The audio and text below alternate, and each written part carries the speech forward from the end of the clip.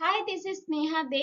আমরা পড়ছি paper 1 organisational বিহেভিয়ারের 4th chapter. চলো স্টার্ট করি, তবে তার আগে বলে দিই তোমরা যারা আমার ভিডিও দেখছো, ভিডিও বানাতে অনেক এফর্টস, অনেক সময় লাগছে, বিশেষত এই পরীক্ষার সময়। যদি তোমরা আমার ভিডিও দেখে কিছু একটু বুঝতে পারছো, মনে হচ্ছে আমি একটু ভালো ক্লাস করাচ্ছি, তা দেন প্লিজ লাইক শেয়ার কমেন্ট করো, যাতে আমিও একটু উৎসাহিত ফিল করি। সো এবারে স্টার্ট করা যাক। এবার দেখো, মিনস অফ কমিউনিকেশন আমরা পড়ে নিয়েছি, কমিউনিকেশনের কি কি মাধ্যম। এবারে কমিউনিকেশন নেটওয়ার্ক দেখবো, ঠিক আছে, কি কি ভাবে ছড়ায়, ফর্মাল আর ইনফর্মাল। ঠিক আছে, ফর্মাল কমিউনিকেশন কি, যেখানে ফর্মালি কমিউনিকেট করা হয় সিম্পলি। এবারে আমরা বিশদে জানি ফর্মাল কমিউনিকেশন কি করে। ফর্মাল কমিউনিকেশন অনেক ভাবে হতে পারে। এক তো হতে পারে অফিসিয়াল চেইন কমান্ড, ওপর থেকে নিচ, নিচ থেকে ওপরে, চেইন নেটওয়ার্ক সেটাকে বলে। ঠিক আছে, মানে উচ্চপদস্থকারী ব্যক্তি কোনো কথা বললো, সেটা তার নিম্নে, তার নিম্নে, তার নিম্নে যে আছে তাকে বললো।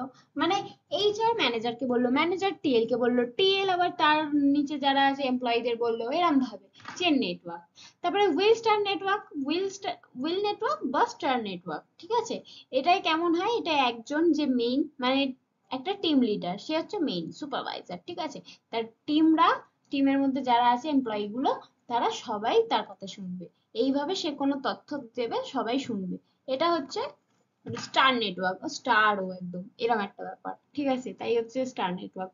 আর হচ্ছে সার্কেল নেটওয়ার্ক, এখানে সার্কেল ভাবে হবে, যে যে তার পাশের জনকে তথ্য দিতে পারবে, আবার সে তার পাশের জনকে, এরকম ভাবে সার্কেল করে করে। ঠিক আছে, অল চ্যানেল নেটওয়ার্ক, এখানে সবাই সবার সাথে কথা বলবে, সবাই সবাই সাথে কানেক্টেড থাকবে। এই কয়েকটা মাধ্যম হতে পারে formal, informal. Formal communication network. ঠিক আছে, এবারে আমরা দেখবো ইনফর্মাল কমিউনিকেশন নেটওয়ার্ক। এইটা তো ছিল অফিসিয়ালি ফর্মাল, এবারে দেখি ইনফর্মালটা কি আছে। ইনফর্মাল কমিউনিকেশন নেটওয়ার্ক, যেটা প্ল্যানিং করে হয় না। ঠিক আছে, কোনো স্ট্রাকচার থাকে না, যেমন গসিপিং, এরকম একটা ব্যাপার, রিলেশনশিপের গল্প, এইসব, মানে এরকম রুমার্স, রং ইনফরমেশন, যাই হোক এই সমস্ত কিছু হতে পারে।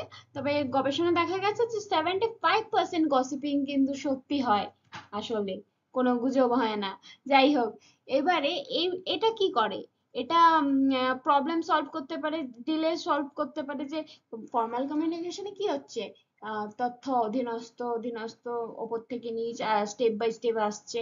এখানে কোনো ব্যাপার নেই সেরকম। এখানে ডিলে হলে মেসেজ হারিয়ে যাবার ভয় থাকলে, ঠিক আছে, ডাইরেক্ট কমিউনিকেট করে দেবো, হ্যাঁ আমি তো এটা লিখেছিলাম, এটা আপনার কাছে এখনো পৌঁছায়নি, আমি তো এটা বলেছিলাম তাকে, কিন্তু আপনি এখনো জানতে পারেননি, ঠিক আছে আমি বলে দিচ্ছি, এরকম একটা ব্যাপার।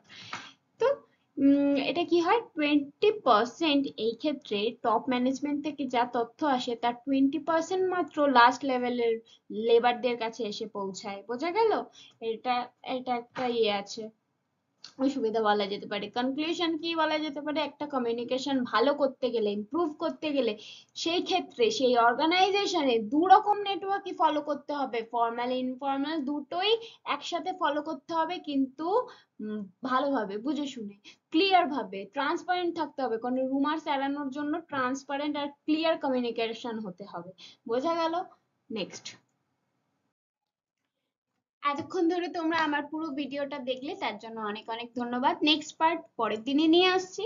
Stay tune. Thank you very much.